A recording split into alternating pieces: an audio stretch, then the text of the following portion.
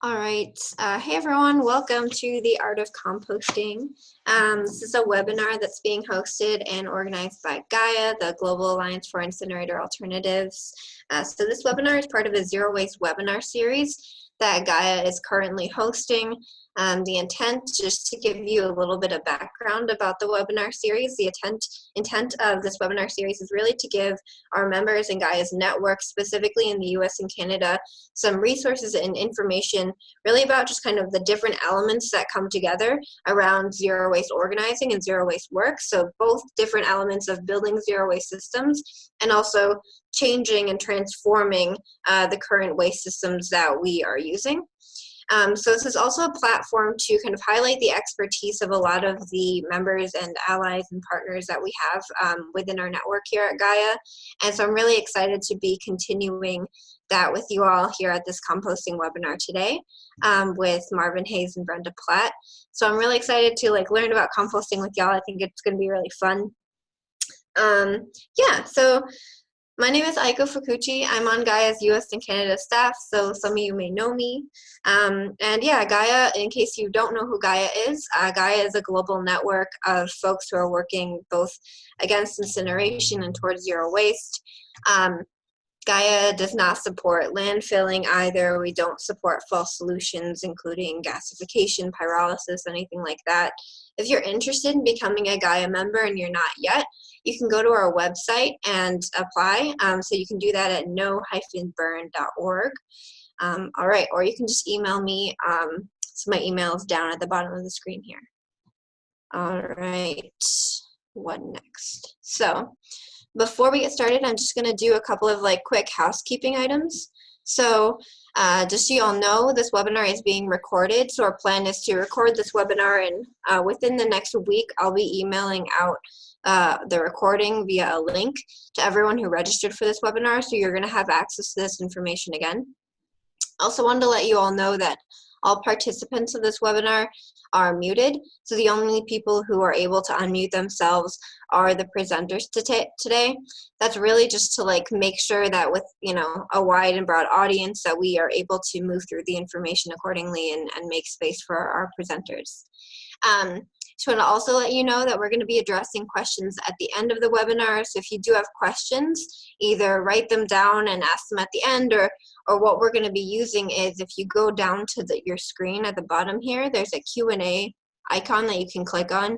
You can type your questions into the Q&A icon, and then at the end of the webinar, we'll be answering all those questions. So you can type them in at any point during the webinar, but we're not going to get to them for the most part until the very end. And then the last thing is just if you have any questions or if anything comes up after the webinar or anything you want us to follow up with you about, feel free to email me. My email again is right here. For those of you, if anyone's joining from the phone, it's Aiko, A-I-K-O, at no-burn.org. All right. So these are our wonderful speakers today. We have Marvin Hayes from the Baltimore Compost Collective and Brenda Platt from Institute for Local Self-Reliance. They're both going to share with you about their work and what they're working on, and specifically speak to community composting, what it looks like, how accessible it is, and what the benefits are. All right. The agenda, just really quickly, is so we're in the middle of the welcome right now, almost wrapping up on that. Then we're going to move into presentations and hear from Brenda first for about 30 minutes. When we hear from Brenda, we're also going to see a couple of videos, and we're also going to have a couple of polling questions, just so you know. So there are going to be some polling questions throughout, just to make sure that this is an engaging and fun webinar, which I'm sure it'll be. And then we're going to move on and hear from Marvin from the Baltimore Compost Collective for about 30 minutes as well, and we'll have 20 minutes at the end for questions and wrap up. So the last thing I wanted to flag is, so this is our second to last webinar as part of this 2019 Zero Waste webinar series that GAIA is putting on. So this slide is a little bit short right now because of it, but we have one last webinar after this that I wanted to highlight for y'all. This webinar is going to be focused around our Aging Incinerators report release. So that's going to be sometime in either May or June, and so there's going to be more information coming out about that soon. You should probably, you're probably already getting the emails or you'll receive some sort of notification, but if you would like to receive emails directly, just let me know. All right, and I think from here, we're gonna move on. Yeah, we're gonna move on into the polling questions. So I have a couple of just like practice polling questions for everyone to make sure that we all know how to use this tool and are set for when Brenda uses it. So Gemma, if you wanna go ahead and pull up the first question. Awesome. So the first question is just really figuring out like who is on the call. So do you represent a community organization looking to start a composting program, a policy organization looking to learn about community composting, a community organization who's already started and is looking to build their composting program, a member of a government body looking to learn about composting opportunities, or other. So just click the square that feels most accurate to you, and maybe we'll wait for another few seconds for folks to fill the questions out, and then we'll show the results.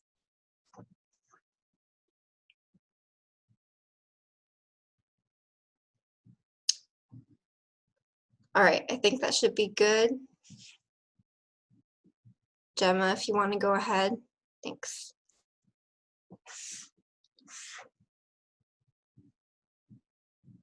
All right, we have a lot of folks, 50% in others, so I'm like super curious to hear about who's on this call. And then we also have a large amount of folks coming from policy organizations looking to learn about community composting. That's great. And then a fair amount of folks, community organizations who are either looking to start composting programs or looking to build their composting program. So that's also super exciting. Welcome, everybody. All right. And then we have one more question. Gemma, you're able to pull that one up. Thanks so much.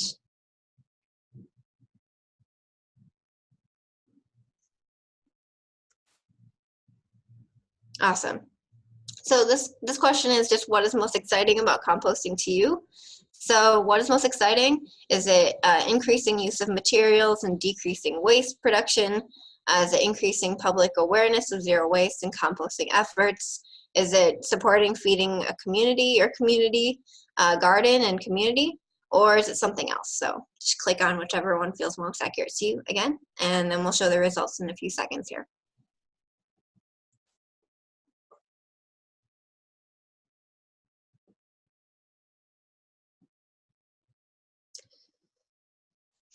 All right, I think that should be good. So Gemma, if you want to go ahead and show the results. All right, really interesting, cool. So increasing use of materials and decreasing waste production, very cool, is like definitely winning out. And then we also have a large amount of people saying increasing public awareness around zero waste, rad, and then feeding community garden, great. That's beautiful. Sweet, so those are the two practice questions. It's also great to see like who's on the call and what your focus is. All right, so I think that's all I have right now. I'm gonna stop my screen share, and Brenda, I'm gonna pass it over to you. All right, let's share screen, and let me know if that is working. All right. Getting the thumbs up. Thank you, Aiko. So thank you for the opportunity to present today. As was already noted, I'm going to focus on the importance of composting and aiming for zero waste. And one thing I'm going to emphasize is the importance of having a diverse and distributed infrastructure. So important. I know this webinar was called The Art of Composting, but I'll just say it could have been more aptly named, composting is critical to moving towards a zero waste economy, or one of my favorite titles is, will composting save us? And I'll let you answer that question at the end of these remarks. But before I get started onto composting, I just wanted to share a few words about the Institute for Local Self-Reliance. We're a 45-year-old national nonprofit. In fact, our 45th birthday is next week on May Day, and we promote healthy communities through local economic development. We work in some pivotal sectors to do this: energy, broadband, community-owned broadband and retail sectors, and of course waste. So please check out our programs and resources. I head up our Composting for Community initiative, and we're providing a vision of the opportunities, we're providing tools, we're doing policy work, we've written a lot of reports. These are some of them. And I want to just do a shout out to the report from 10 years ago, Stop Trash in the Climate, which we released with GAIA, and sadly it's just as relevant today as 10 years ago. We also, if you like webinars, we have done a series of webinars just on composting. Most of them focus on community composting. They're all recorded, so please go to our website and check those out. And I'll just show you here, this is not live, it's just a screenshot, but if you go to our website, ilsr.org, and you click up here on composting, you'll get to this Composting for Community page. And if you see on the right, there's composting resources, and you scroll down to webinars, you'll see we have about 14 webinars and growing. So check those out. One of the things we also offer is a neighborhood soil rebuilders composter training program. And through this, we're helping to build sites and train operators, both at the community scale. We also do home composting workshops. So feel free to reach out to us if you want to bring a training program to your community. And we are really helping to facilitate the growing community composting movement in the US. And we've been doing in-person forums, the webinars I mentioned. We have a coalition. We have a listserv Google group just for community composters. Our next forum will be in New York City next month. And it's the first time we're doing it as a standalone. It's 4 days, a full day training, Governor's Island at a compost education center, Earth Matter, followed by, we have 5 tours of a variety of community scale sites. These are some pictures of some of the ones that are on the tour, and then 2 days of in-person networking and meetings. So I just want to tell you that the registration deadline to come to that is today, 2 p.m. Eastern. So I've given you half an hour after this webinar ends to check that out. So do check that out. One thing we launched, we did a beta launch just last week, is a new map, interactive map on our website called Composting for Community. And we have community composters on there, as well as local policies and programs that help support a diverse infrastructure and state policies. So love your feedback on that as we grow that part of our work. So I'm going to now kind of start sharing some of our resources and why composting is so critical to support. We've done a series of posters and infographics. This is one showing that, for every, container of household trash, municipal trash, or bag of resources, I should say, that you put out the curb every week, almost 50% is readily compostable. And this is based on US averages, showing the breakdown, and this is what's disposed already, not taking into account yard waste that's already recovered. So it's huge. This shows the, in a poster graphic format, the benefits of composting creating jobs. So for every 10,000 tons of material you have going into incinerator, you sustain 1 full-time job equivalent. When you're making composting at a kind of commercial scale site, you're creating 4 times the number of jobs for that on a per ton basis. But composting, you're producing a product that gets put back into the marketplace.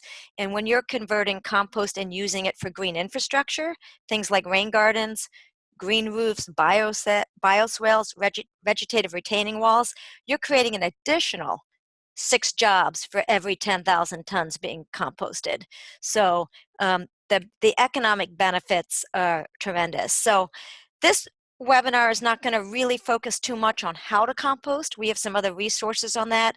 I'm just going to lay out some of the key benefits, which I've already gone through some of them, and what composting is, and then I hope get you excited about the wide range of possibilities for composting. And you don't have to do it all. You can get on the path and start somewhere. And I'm going to go through some specific examples. But just to kind of get us all on the same page is so we understand, what is compost? What is compost? And it's not soil. It really is a soil amendment. It's living, it's full of living, beneficial microorganisms that feed the soil, feed the plants. It's high in carbon, and what we're really doing is taking, who knew that we could take like rotting food and convert it into essentially black gold, which is what this picture shows. And oh, that's the picture, food waste into black gold. Okay, we did a report we released a few weeks ago that is a community guide to best management practices. And so check that out. It's available for free on our website. What I did want to just share with you out of that report is we did a series of customized drawings, and we've made those available for your use, so feel free to use them. But essentially, to make good compost, you really have to mix your feedstocks, your materials, and the right recipes you may be familiar with. Like, you can't just compost food scraps. It's high in nitrogen, it's really wet. You have to mix the food scraps with materials that are considered high in carbon, or what's often called browns. So that's wood chips, that's your fall leaves, that's straw, that could be a little bit of shredded newspaper, wood shavings. So getting trained in how to do this is really essential to really have successful community composting sites as well as home composting sites. Composting also needs water. Just like all living things, we need water. And you would be surprised at how much water composting needs. It's 40 to 60% moisture content in the beginning of your compost pile. So if you've tried to compost at home and nothing's happening, could be you don't have enough water. The other thing to know is that it's an aerobic process. It needs oxygen, it needs air. When it goes anaerobic, meaning it doesn't have enough oxygen, it can get smelly. That's what happens in a landfill. That's why landfills produce so much methane, a really, really potent greenhouse gas. Composting does not do that. So getting trained on how to do this, it's not rocket science, but there is some science. So there's the art of composting, and there's also the science of composting, and through practice, you get the art. This is one of the drawings that we have in our guide, and it kind of outlines 10 steps for community scale composting. It's basically the same steps if you're doing a larger scale facility. It's just that, it's going to be bigger equipment. But one, you need to collect and store your composting feedstocks. Recording and tracking, weight or volume materials, having data is really important. Chopping feedstocks, you need to mix, as I said, with the recipe, the water. You need to monitor and record temperatures. Again, this is not a training. Troubleshoot as needed. Troubleshoot as needed. Composting needs to cure, which can take 2-3 months. So you really need space and time to allow that to happen. And then screening or sifting at the end to remove large particles or any contaminants. And then you need to store or finish it. But as I said earlier, it's really about the soil. We're making a finished product, and ultimately, one way or another, compost is going back into the soil. A large market, of course, is growing food in agricultural, urban, or rural, but that's not the only market. It's one of the fastest growing markets and applications for compost is in products that green infrastructure projects and applications like rain gardens and filter socks. And I have some pictures. This is one of our posters, by the way, so I'm going to move on, but check it out. But there's something like a couple of dozen compost-based best management practices for controlling soil erosion and stormwater management. This is like, just to give you an example, 4 inches of compost blown onto a steep highway embankment that has the seed to grow native grasses or whatever to hold that soil in place. This sock here is showing stormwater. I know it's hard to see, but you can see at the top, it's kind of got a lot of sedimentation. And this is blown with a certain size compost where the water filters through the sock and the water is coming out clear on the bottom.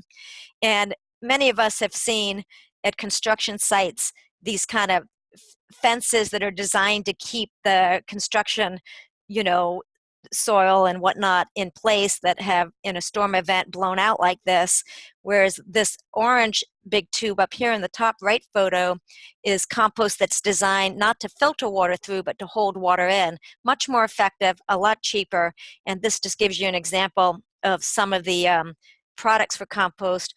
This photo here shows again the compost being blown onto a steep highway embankment, and then after with the grasses holding the soil in place. The bottom left two photos show compost socks being used for stream bed restoration along the edges of a stream. And then the bottom right photo shows a vegetative wall. And again, green infrastructures. Instead of concrete, you're using compost and native materials and vegetation to hold soil, prevent soil erosion, and manage stormwater runoff. So just really wanted to share that with you. The other benefit of compost is climate protection and soil protection. I mentioned methane emissions from landfills. If you're getting rid of that rotting material out of landfills and you're producing compost and putting it back in the soil, you're storing carbon. There's a research that now shows that focusing on food waste and converting it into compost and connecting it with regenerative ag is now one of the best short-term strategies for mitigating climate change. And it could literally buy us the 10 years we need as we transition to low carbon economies. So it's really key that we work on doing more composting and producing high quality compost. And the impact and recognition of soil as a key mitigation strategy for a changing climate has been endorsed at the global level. This is a screenshot from a conference even a couple of years ago talking about how critical soil management is to climate change response efforts. So you can check out some of those resources. All right, so with all these benefits, let's now talk about what we could do to compost more and how well are we doing. BioCycle is a great, easy to read industry journal. If you don't get it, consider subscribing. We did a year ago updated their study on cities and counties that offer residential food waste collection. So the study really only focused on programs that were supported in some way by local government. So you may be in a town where there's a private operator doing it. This was not part of our study. But the good news is, I think with this is when we did this, probably by the end of 2017 data, 2016, 2017, there were more than 326 programs, communities in the country, in the United States, with curbside food waste collection. There were 148 programs, but they were serving 326 communities, and that was a huge increase from the previous year studies. In terms of the millions of households served, it was more than 5 million households, and again, that was almost double the number of residential households served from the last time the study was done. This shows the number of households served by state, and there were 20 states with programs, and California, the largest state, no surprise, it's got more households served. But there's many states that are on here and some that have very few programs. And one of the things I'll share in a slide in a second is that a lot of these programs are still at the pilot level. They're not fully rolled out. So there's a huge, huge potential to grow weekly curbside collection of food scraps throughout the United States. Almost in every state there's room. And we found that there's a wide range in curbside programs around the country. I don't have time to get into them, but really check out the report for more information. This shows you that of the 74 programs that reported, whether they were pilot or full scale, that there's only 43 of the 74 that were reporting that were full scale, but even their full scale single family, they didn't really serve multifamily or apartment buildings, and only 12 really did single family and multifamily. 12 were partial pilot programs, 7 were partial. They haven't been rolled out through all households. One of the things that is interesting is that we're seeing a little bit of growth in mandatory programs. Most programs are standard, where like with recycling, you get your food scrap bin, and there were a handful that were opt-in. You actually have to say, hey, drop off my food scrap bin, I need to opt into this program. So there's a wide variation. We also, most of the programs, almost 2/3, allow food waste to be mixed with yard trimmings, and about 1/3, a little less than 1/3, collected the food waste separately. So there's no one way to do this at all. In terms of materials collected, this kind of summarizes what is very typical of what's included. So all the programs included fruit and vegetable scraps. Most of the programs included meat, fish, and dairy. And as I mentioned, you know, almost 3/4 also did yard trimmings. What I thought was interesting is less than half included the compostable food serviceware items and bags. So this is a flyer from Seattle, which is a very mature program. Let's see, hard time. One of the things we also did for the first time, BioCycle hadn't done this, is that we documented the drop-off programs that, again, these are drop-off programs for food scraps that are supported by local government, and we documented 67 programs serving 318 communities in 15 states, and this is a great way to start. So these are just showing the states and the number of programs on this slide. In terms of the materials collected, it was very similar to the curbside programs, by the way. And I was surprised that so many actually also included meat, fish, and dairy, as well as fruit and vegetable scraps. So a lot of variation. I'm going to just share a few slides of some of these drop-off programs because I think they're interesting. In DC, District of Columbia, the nation's capital, there's 2 drop-off options that residents have. One is supported by the DC Department of Parks and Recs, and they have something like 56 community gardens, and each of them have these 3-bin compost systems, and you can join the Compost Cooperative Network, one of these sites. It's all volunteer run, and you take a 1-hour training, you get the code, you learn how to drop off your food scraps. You can come at any time when you want to do that, and you have to work like 1 hour a month for like 9 months out of the year.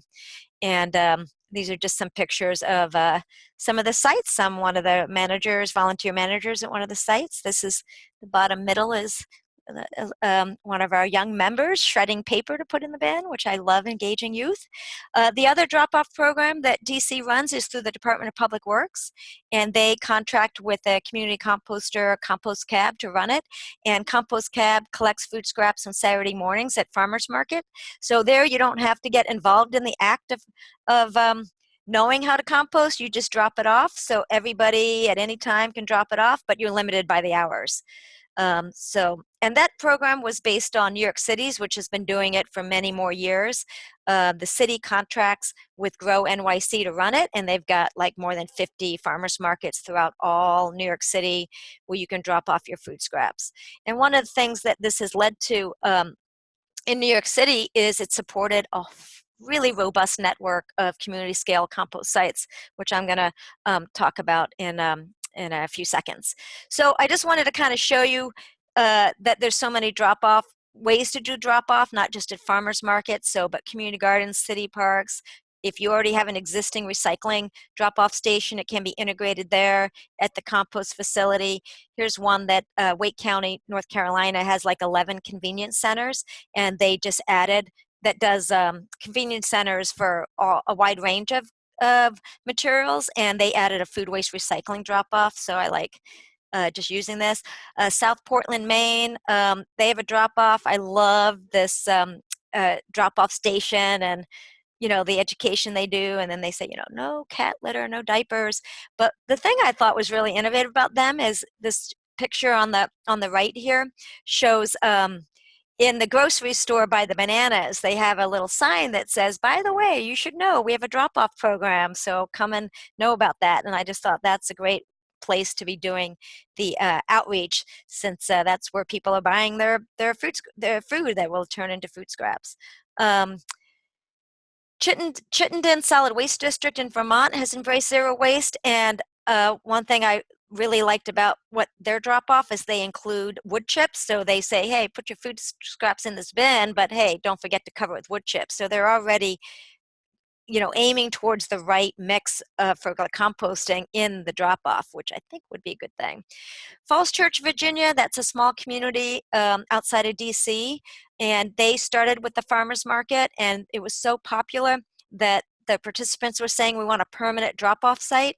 So then they set up a permanent drop-off site. They contract with Veteran Compost to do that. Is a small scale composter. And then there was so much demand for curbside that then they rolled out curbside collection and with another small scale operator, Compost Crew. So I love that this city is supporting more than one company. And Compost Crew is able to, the city pays for part of the cost of Compost Crew offering it, but you opt in and you only pay $6 a month. So it's really affordable to opt in and do this, but the city was able to offer curbside collection without increasing its solid waste costs, which is really what I think makes Falls Church notable. One thing I'll just say is I just love about composting is there's no one way to do it. There's so many systems. You can do a low-cost 3-bin system that's more labor-intensive, or you could do, you know, turners that are pool. This is at a farm. This is at a local municipal small public works yard. You can have blowers like this one on the top right, earth machines. There's just so many options out there and so many sizes. So, and one of the things that we really don't want to see is reliance on only a regional mega facility. In our area in the Mid-Atlantic, in Wilmington, Delaware, there was such a facility that closed down, contamination, odors, couldn't sell the product. So there's many downsides to having just one facility that's handling all your material. It also makes it harder for that material to get back to the local community. The Wilmington facility was handling materials as far as New York City and as far south as DC. So that material was not coming back to those communities, and it was contaminated, and the state shut down that site. So really underscored the importance of scale and having distributed infrastructure. So some of you may have seen or be familiar with EPA's food waste hierarchy, and we have developed our own that takes into account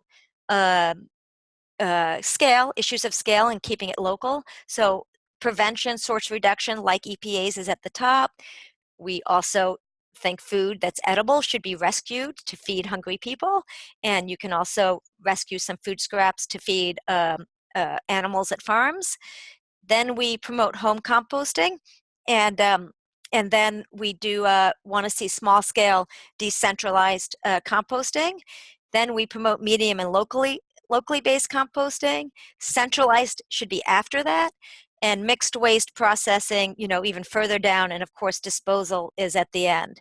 So I'm going to show you just some pictures of community composting, and then I'll wrap up. And Aiko, I just want to note that the videos are going to are featured that are coming up that Aiko mentioned are part of feature Marvin's Baltimore Compost Collective. So they're going to be part of his presentation, not mine, but we can show them either in between or at the end of Marvin's. So we'll ask Marvin what he prefers.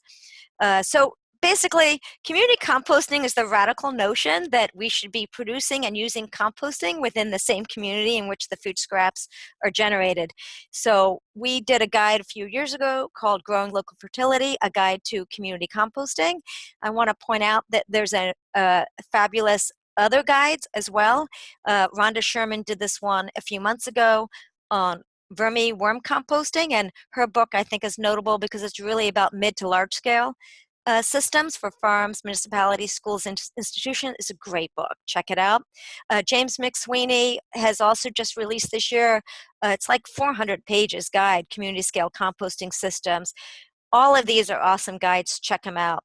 But essentially, this image kind of, I think, gets to the heart of what we're talking about community composting and closing the loop. So, you know, if you're buying fresh local produce at your local grocery store or farmer's market, you're eating it, you have food scraps, there's a community composter, micro hauler who's collecting it on bikes or otherwise, and it's going to a local community-based system, and then it's going into community farms and gardens, and hopefully you're buying it, and there's the loop. So that's just one scenario. I mentioned New York City. They're kind of leading in this space for reasons I mentioned before, but this is a map of showing just how many sites are throughout New York City, and this is why we're holding our forum next month in New York City. And as I said at the beginning, we have 5 tours on May 12th. So you can, check that out. This is one of the sites we'll be touring on May 12th, Red Hook Community Farm. And their goal is an urban farm providing affordable produce, healthy produce, and engaging youth from the community, and to grow more food.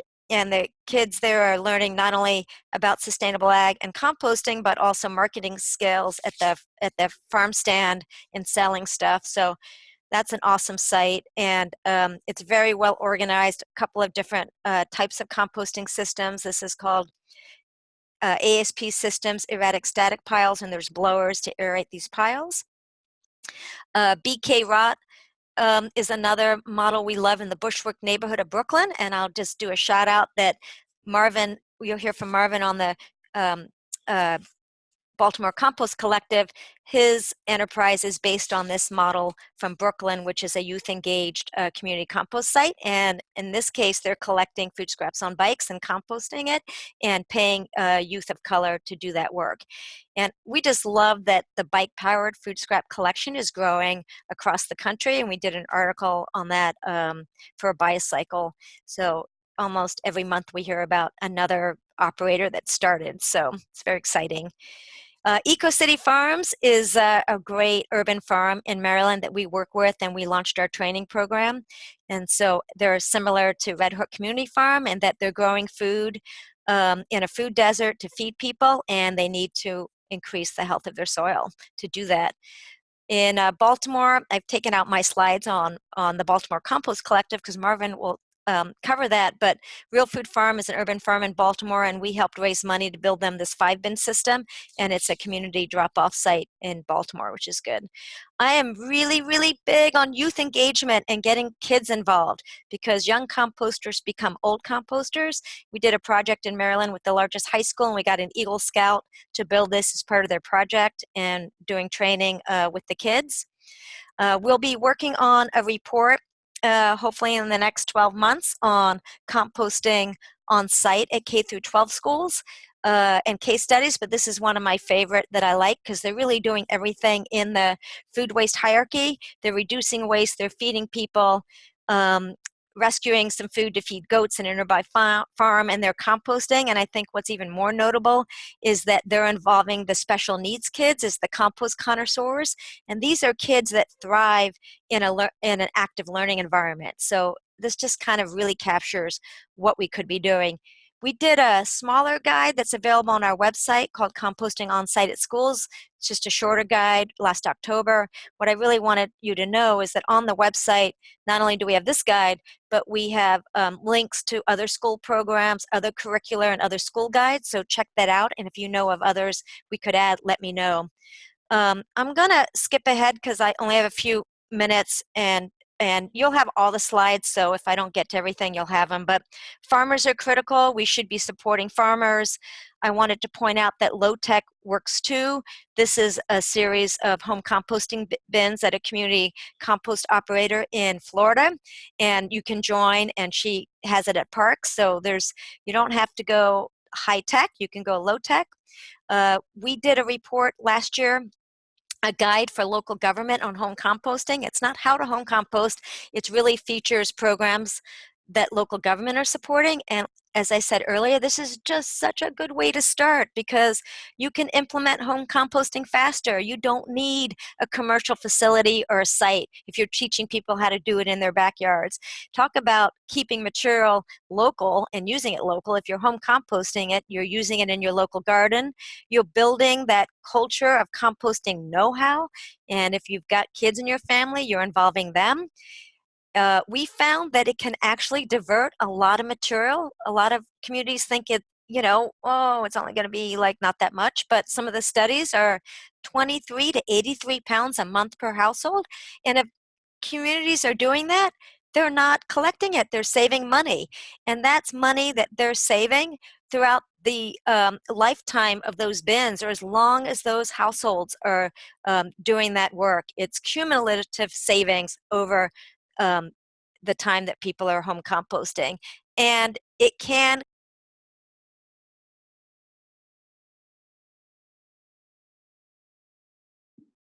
Hey, Brenda, you just hit mute if you want to unmute yourself. Sorry.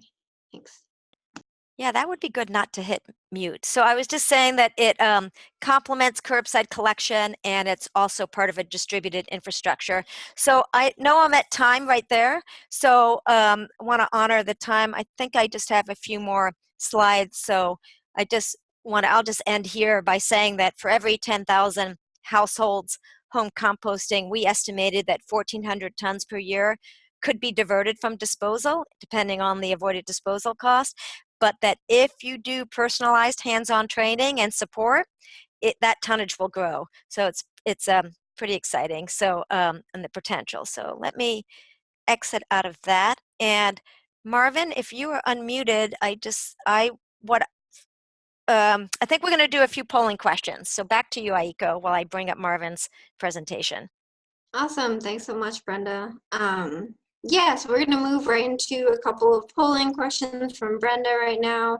And just so to be transparent, we're having a couple of technical difficulties. So Marvin is going to be calling in. There he is right now, and speaking through my computer. So Gemma, if you would like to pull up the first polling question, and Brenda, if you wouldn't mind reading it, and I'll set Marvin up here. Thanks.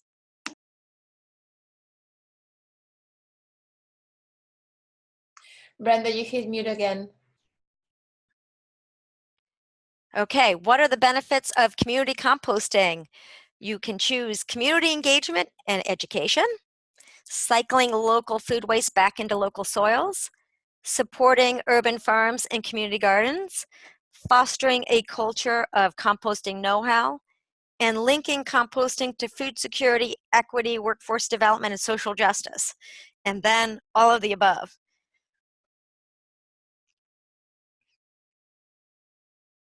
And Gemma, just show the results when you think it's appropriate. Seems that people are still answering. Let's give a few more seconds.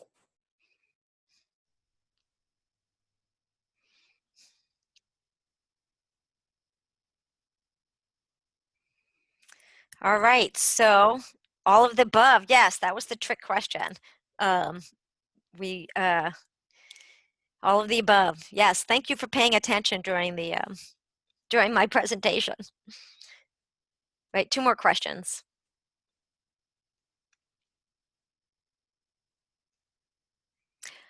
All right, is community and small-scale composting an important part of the composting infrastructure? Yes, no, not sure.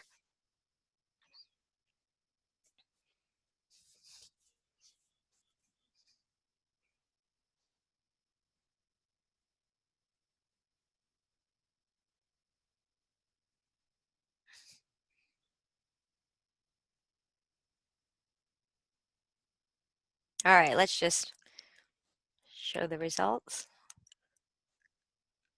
It's not a very complicated question.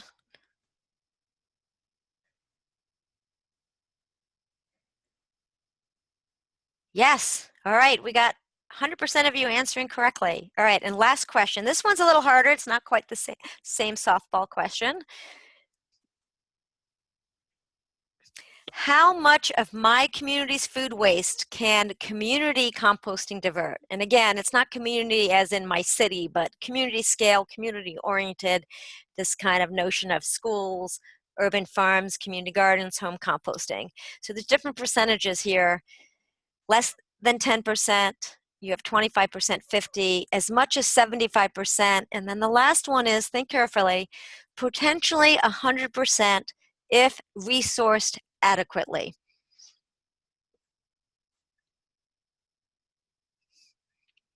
As we know, there's always enough money to build a landfill, a wastewater treatment facility, an incinerator, but sometimes these lower tech, lower cost, community-oriented options don't get the resources. All right, so highest one was still potentially 100% of resource adequately, and then the next one as much as 75%. And I would say just hold on to this thought, because I agree with this. I think it could be huge. It's like as anything, follow the money. All right, so I think I share my screen again. And Marvin, I'm going to ask you if you want to show the time-lapse video before you talk or after you talk. I think we're just gonna do a quick sound check really quick. Okay. To make sure y'all can hear Marvin and everything's working all right. So Marvin, do you want to go ahead and introduce yourself?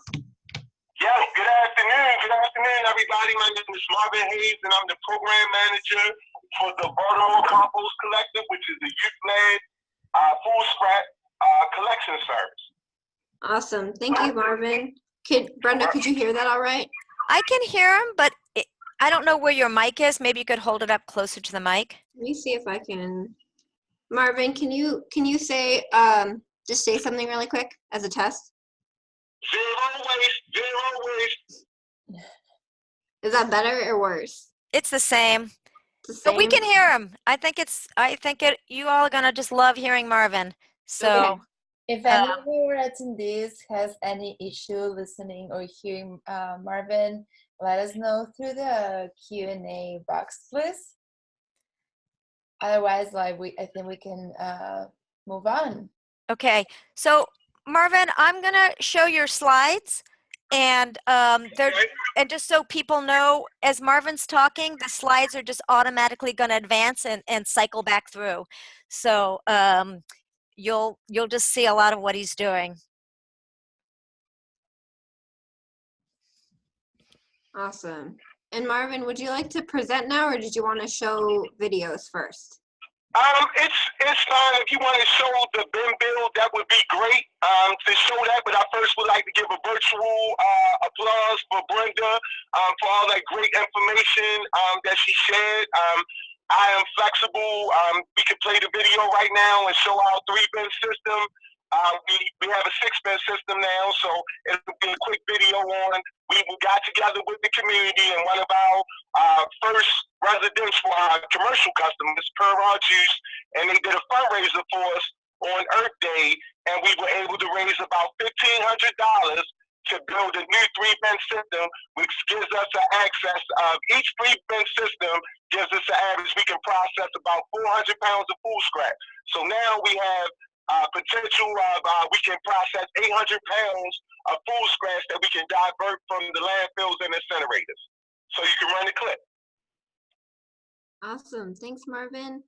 Yeah. Brenda's going to pull it up right now. Okay.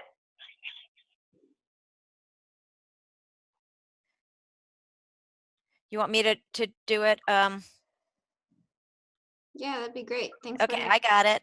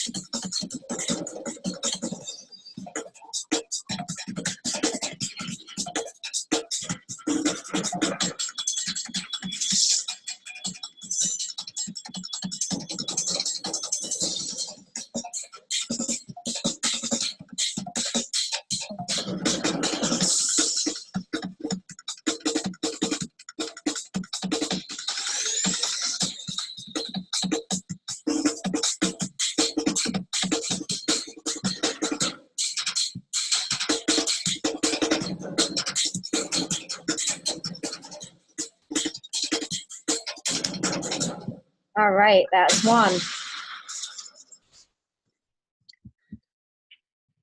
All right. So Marvin, I am going to, you can start, Marvin. I'm going to show your, get your slides rotating behind you. But Okay.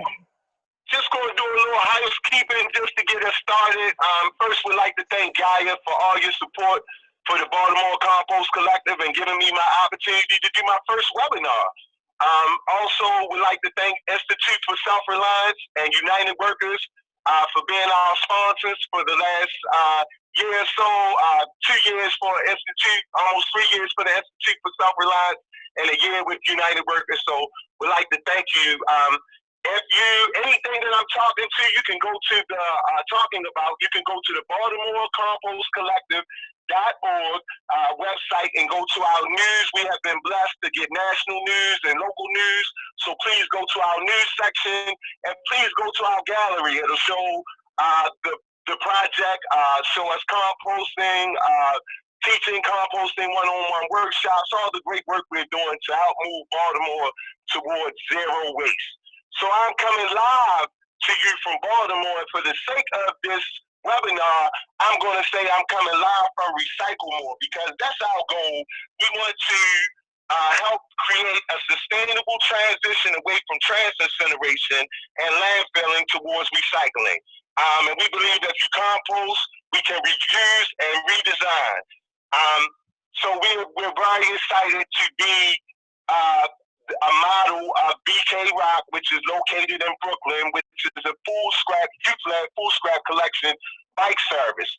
We currently don't have bicycles right now because we have a bridge called the Hanover Street Bridge, which does not have a bike lane. So we're working with the city to help us get a bike lane, and the communities that we service are Federal Hill, Riverside, and Locust Point. And we're hoping to get a docking station there so we can stop using this big, large van and have bicycle collection so we can really start to model what zero waste looks like. Let me tell you a little bit about the program. As I said, we are a youth-led full scrap collection service. We service communities from Federal Hill, Riverside, Locust Point. We bring their food scraps. We give each of our clients a 5-gallon bucket. They pay about $5 a week for collection service, which comes to about $25 a month. They pay us on a Stripe account. Me and the youth who are trained in small-scale composting, entrepreneurial skills, workforce development, life skills, character and development, go out and collect these food scraps and bring it back to this amazing place called the Filbert Street Garden. Filbert Street Garden is located in Curtis Bay. Curtis Bay, Brooklyn, is one of the most polluted parts of Baltimore City. They had 2 incinerators there, one burns medical waste and one brings trash from out of town and burns it there. We also have a coal factory there, and we have a whole solution which we call Pollutant Road that's located in Curtis Bay. So within Curtis Bay, we have this amazing garden where residents that don't have access to grow their own food can rent raised beds for about $10 a month. It was created by an OSI fellow, Mr. Jason Reed, about 10 years ago. He got the community to build this amazing garden called the Filbert Street Garden, where they have livestock. We have chickens, we have goats, cheese and hazels, we have bees, we have chickens, waterfowl, and geese. All of those are rescued.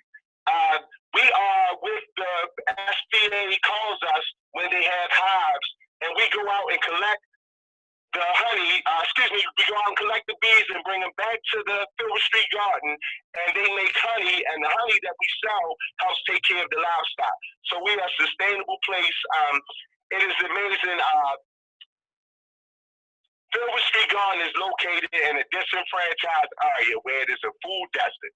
So residents there have to go about a half an hour to get to a good market. Kenny, who works for me, which is my youth composter, him and his family have to go about a half an hour to get to a market. Kenny grew up in the Filbert Street Garden, growing his first tomato and playing with his dog with his mom.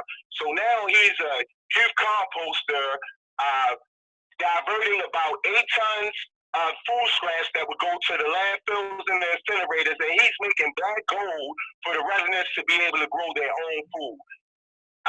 We have been doing this for about 2 years. We got started. We were underneath the umbrella of Chesapeake Center for Youth Development, the Institute for Self-Reliance, and the ABLE Foundation. The first year of the program, we started out with about 5 customers. When I came on board, I was hired to be a driver. I looked at the flyer and I asked the director at the time, Mr. Michael Dorsey, could I play with this flyer a little bit? And me and the youth went around door to door educating people on the benefits of composting. We grew our caseload up to 25 households within a year with one commercial customer, Pure Juice, Mr. Richard Manson, that's been a great supporter of the project. And we started out, and in the middle of that, our hosting organization, Chesapeake Center for Youth Development, closed because of lack of funding. I contacted the Institute for Self-Reliance and met this amazing lady called Miss Brenda Platt. And she told me, Marvin, please, I want you to come to the National Compost Convention in Atlanta. At that time, I had 2 youth composters who taught me how to compost. They gave me an introduction to compost. And the young man who had the opportunity to go to the composting site, his name is Ramon Thomas. When Ramon came to the program, he didn't have a birth certificate, social security card, or a Maryland state ID. The program, we helped him get all of his identification, gave him job readiness skills. Ramon spoke at a national conference. Ramon had never left South Baltimore before, not only get on a plane. So not only are we rescuing food scraps, but we're rescuing young people in a disenfranchised, polluted neighborhood of Curtis Bay, Brooklyn, and giving them an opportunity to learn small-scale composting. During that transition, we lost those young people, but it was a win-win kind of situation. Emmanuel graduated from Ben Franklin High School, Emmanuel and Ramon. Now they're currently going on. Ramon has his own apartment. This was the young man that I told you when he started with us. He didn't have a bank account, social security card, birth certificate, or Maryland state ID. Now he's full-time at a Subway in Fort Meade, where he's almost an assistant manager the last time I spoke with him. And Emmanuel Santiago, one of our youth composting leaders, is working for his family business. So we not only through food scraps and composting were able to give these young people job readiness skills. So when the program wasn't doing well, they were able to be employed. So that is a win-win on some of the things that we're doing. After that project, Institute for Self-Reliance worked with us to help keep the program going. We got under the umbrella of United Workers, and that's where we began to learn about these incinerators, especially Bresco. Currently, Bresco, the city pays Bresco $10 million a year to burn trash. They only have a recycling budget of $80,000. So our campaign at the Baltimore Compost Collective is compost, learn so you don't have to burn, starve the incinerator, feed the soil, feed the community. We are going to be the small-scale composting that leads Baltimore to doing large-scale composting, where when you when you put out your recyclables, you would put out your 5-gallon bucket, it would be taken to Baltimore City's first large-scale composting site and be processed, and we're able to put carbon back into the soil to be able to grow healthy food. So we're really, really working on that. We have been so blessed. Currently, we have 60 customers. 3 are commercial customers. We are working on getting another vehicle so that we can start hauling, because we've had so many people get excited about composting and want to support the project, and most importantly, want to move Baltimore towards zero waste. So we're currently fundraising to get a larger vehicle so that we can begin to process more food scraps. Currently, we're doing about 8 tons a year, which is 1% of Baltimore City's trash. We have been blessed to be the model through the Baltimore City Mayor's Office and through Rockefeller Foundation. We are the model for composting for Baltimore City. We hope that we can be the model that helps other community gardens create Baltimore compost collectives in their community gardens, where they can start to remove percentage of Baltimore City's trash, food scraps, so that we don't have to burn them. We're currently doing a big campaign for education. We want to make sure that we want to make sure that excuse me, 1 second. We want to make sure that we educate K through 12. I'm from Sandtown, Winchester. A lot of people probably are familiar with Sandtown, Winchester, but a lot of people are familiar with the Baltimore City riots and unrest. I'm from that area. I learned how to compost over 2 years ago. Now I'm doing vermiculture in my basement. So I have worms, and it's so easy to do. You need 2 totes, a drill, some soil, 100 red wiggler worms. You need your newspapers for carbon and about 2 inches of full scraps, and you can compost right in your home. So this model is so important because I wouldn't be educated. So we want to become educational so that people can learn so they don't have to burn, and we can continue to divert food scraps from going into the landfills and the incinerators. We are currently working on our first community drop-off at the Filbert Street Garden, where all of our residents who rent raised beds will start their own composting site, where they will be composting their own food scraps and bringing them in. So I am so excited about that endeavor. And like I say, just moving Baltimore towards zero waste. We are working with Ben Franklin High School, which my youth composter, Kenneth Moss, he's a 3.5 student, track star at Ben Franklin High School. He's working with the Free Voice United Workers Environmental Justice Group at Ben Franklin. They're going to start, we have been training them, myself and Brenda. They're going to be doing their first large-scale composting in their school, the first Baltimore City school to do large-scale composting with a rocket composter. That is an electric compost unit that you can plug in, and you can process even meat and dairy in this particular unit. So we're excited to be training so many youth in Baltimore City. We have worked with the Baltimore Tree Trust. We have worked with North County High School. We have worked with a homeschooling project. We have a number of Baltimore City. Like I say, we are the model for composting in Baltimore City. So my last, just kind of wrap up everything, just want everybody to continue to be encouraged. We've had funding is a really, really big issue to fund. Everybody wants you to come out and do events, but you need funding to do it, and we want to hire more young people. So we're hoping to create a green infrastructure, which leads to green jobs, where we can hire young people and teach them small-scale composting, and they continue to reduce the amount of food scraps that are going to our landfills and incinerators. Thank you so much. My name is Marvin Hayes from Baltimore Compost Collective. Remember, compost around is a terrible thing to waste. Thank you. Awesome. Thank you so much, Marvin. Oh, I'm going to mute something. Thanks so much, Marvin. That was an incredible presentation. And like, it's just so incredible to like learn and hear about all the work that y'all are doing, that how far the work spans and how much has grown over the last few years, and really also about the relationship between Baltimore Compost Collective and ILSR. So that's really incredible. So thank you for sharing.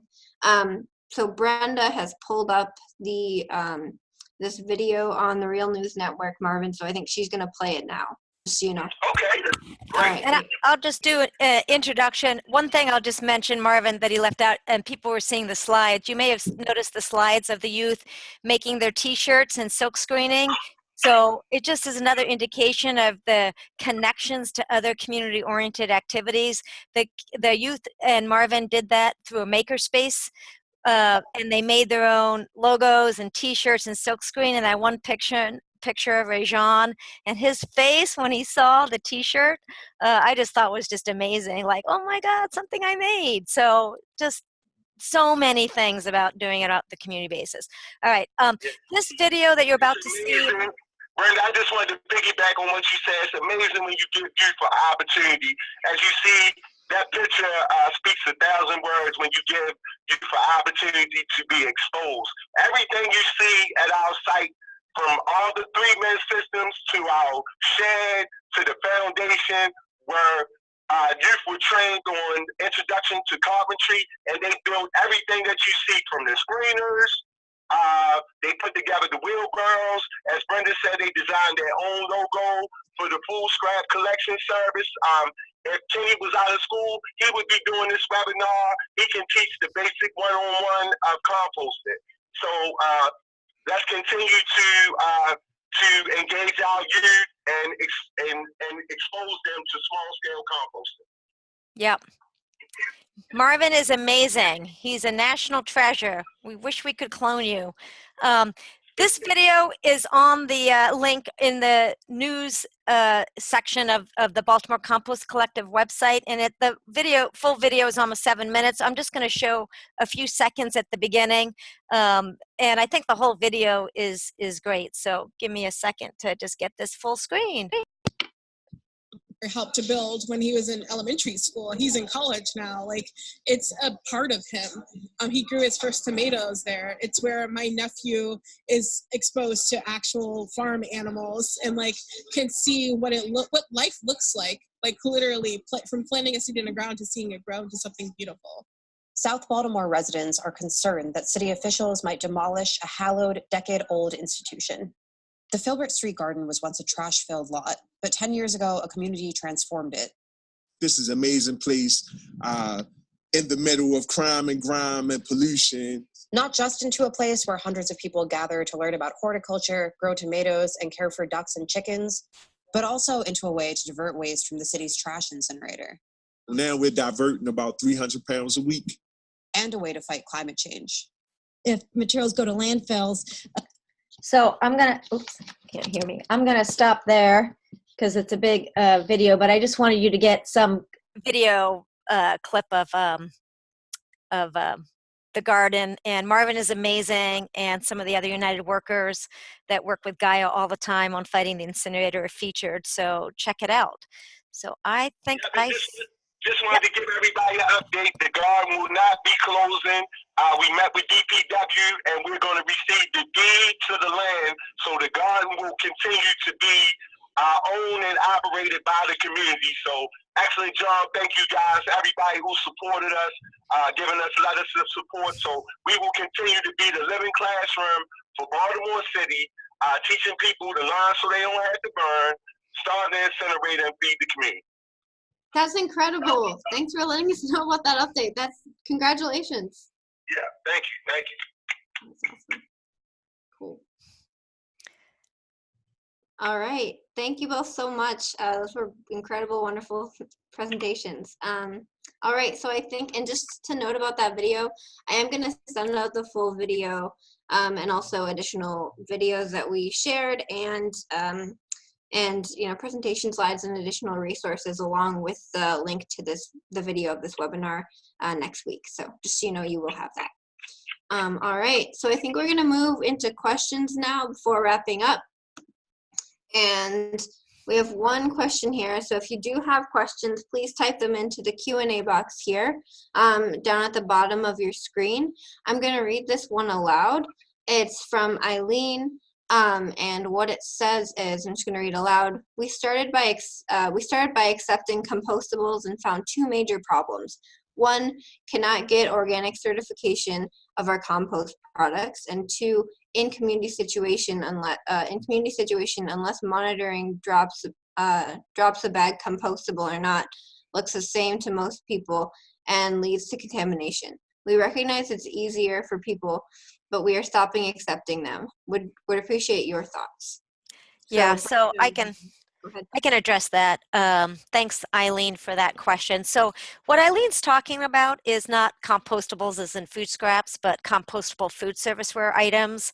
So you may have seen these, corn-based plastic cups or clamshells made out of bagasse or some other natural fiber, and then the plastic certified compostable bags, which you can use to line your bins to collect it. So on the organic certification, so if she's selling finished compost to organic farmers, the farmers who are certified as organic farmers cannot have compost that's made with synthetic materials. So corn-based plastics and some of those bioplastics are considered synthetic. So they don't count into that market. So this has impacted a lot of composters that are selling into organic farming markets. So that's one reason not to take it. Another issue is that she's bringing up is that a product that's plastic that's certified as compostable looks like a conventional plastic. So there's contamination. And there's mixed reviews on this. In Europe, where they basically have used a lot more compostable products, there's studies that show that contamination has gone down. However, one of the most recent developments with compostable food serviceware items that in a recent study, almost all of them tested have been found, and this is the natural fiber ones, not necessarily the corn-based plastics, have been found to have PFOAs on them, which are like Teflon coatings. And the body that certifies compostable products, the independent certification body, the Biodegradable Products Institute, is going to be amending its certification standards to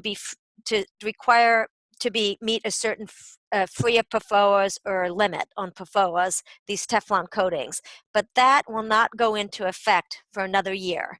So I mentioned during my presentation that I am the volunteer manager at one of my community sites, and we stopped accepting those products because the compost is going into the community garden. So I don't want any of those Teflon coatings. So it's something to be aware of, and thanks for flagging that. We could do a whole webinar just on compostable plastics and bio bags. Now the bio bags don't have those PFOAs on them, and I still use those and lined my food scrap bins with those. It helps, and others do that too. It helps remove the ick factor. So using bio bags is a little bit different than eating food off of them.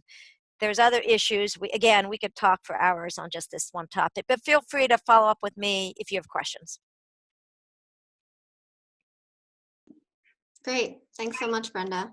And yeah, again, feel free to follow up with Brenda, and if you need her contact info, I think it may have been presented in this webinar, and if not, you can just reach out to me. All right, so we're just gonna wait for any other last minute questions popping in here. While we're waiting for any additional questions, I wanted to ask a question of my own to both you and Marvin, and I was wondering, I think you may have already gone over this, but I just was wondering if you could reiterate, like, so if you are looking to start a community composting, like a small scale community composting project, how would you, like, what would you suggest in terms of like first steps? What are first steps that you can take? And also, like, what scale would you suggest starting at? Like, would you suggest talking to your neighbors and folks on your block about doing, what Marvin's doing at his house and starting, their own internal composting, or starting more of a collective, like, block or neighborhood-based community composting collective? What would be like the first steps, and what scale would you suggest? Yeah, great question. So we have this book we just released a few weeks ago called Community Composting Done Right, A Guide to Best Management Practices. And it starts off with steps to get started. So by the way, my colleague Linda Bilsons-Brolis, who was the lead author on that report, did a webinar yesterday. So you could start, if you're not a report reader, by just listening to that webinar. It's an hour of her talking, and I think she sums it up beautifully, steps to get started. But, there's things about what are the materials you have to compost? Is it just your neighborhood, as you mentioned, the block? Is it going to be at somebody's house? Is it going to be a community garden? How much space do you have? What kind of system do you want? Do you have volunteers who are going to be managing it? You don't want it all on your shoulders, because that's a lot of work. When you have a community or a village, it's going to be a lot easier. What will the compost be used for? Because you are producing the soil amendment that, as I said before, goes back into the ground. So when it's at a school with a community garden, is there a gardening club? Is there an urban farm? Is there a church that you're part of that could be doing it in church grounds, or a committee of the church that wants to get together and work on it in some way? So there's so many different types of systems. if your community has a master composter training program, I really encourage you to take that. Sometimes it's a one-day course. Sometimes it's more like a master gardener course where it's like over 6 weeks and you have to promise to do 30 community service hours. But I will tell you that New York City, one of the foundations of their success is that they had a master composter training course that they ran for like almost 2 decades. They're still running it. And they have trained, a few thousand citizens on how to compost, and each of those individuals had to do 30 community service hours, and they often ended up starting projects. So it's a great way. Get your community to start a master composter training program, and you have to do community service, and then you start projects, and before you know it, everything snowballed and your community has 250 sites. So there's, so check out that report, and there's, get on the path, start at home, get your community to do it. That's the low-hanging fruit, I think, is small scale home and community scale. Awesome. Thanks, Brenda. Marvin, going to you, did you have any thoughts on that? Yes, I would just say if you're interested in doing something similar to the Baltimore Compost Collective program, I would just definitely like to piggyback on Brenda. You need strong community partnerships. If you can partner with your local community garden that has a site where you can start composting, we recommend that you use enclosed systems when you're first starting out doing compost, especially in Baltimore City where we have an urban rabbit problem. If you don't want rodents, please make sure you line your bins with quarter-inch cloth because rodents can't get through quarter-inch cloth, and do constant maintenance on your pile. Rats do not like to be places where there's a lot of movement. So constantly flip your pile.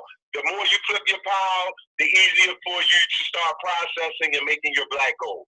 So I do recommend as far as systems, if you use the 3-bin system, if you're able to do a lot of fundraising, then you could maybe go to one of the rotary systems like the Rodan, and possibly even the Rocket if you're doing large scale for schools. Awesome. Thank you both. All right, so we have a few more questions rolling in, which is great. So I'm just going to go ahead and read them off. The next one is from LT. I've been composting in a home bin, and now that spring is here, I'm ready to plant my garden. I'm wondering if I can use it, even if it's not completely broken down. There are still bigger pieces of vegetables, etc., and it's not at uniform dirt stage. Okay, so this is always a question like, when is my compost ready to use? And of course, just like, if you had a medical issue and I was a doctor, I couldn't really give you a full adequate advice, not actually seeing you. So this is just, kind of generic response, not seeing your, but if you have pieces of food scraps that haven't broken down, that are still visible, that's one clear sign it's not ready, just to say that at the outset. So, but, pieces of wood chips are not an issue. Those kind of more higher lignin, higher carbon materials, you just screen those out. So, wood chips are not, a little few twigs on a problem, but if it's like a banana peel that hasn't broken down, that's a sign it's not fully composted. It has to cure for 2 to 3 months. One test you can do 2 simple tests.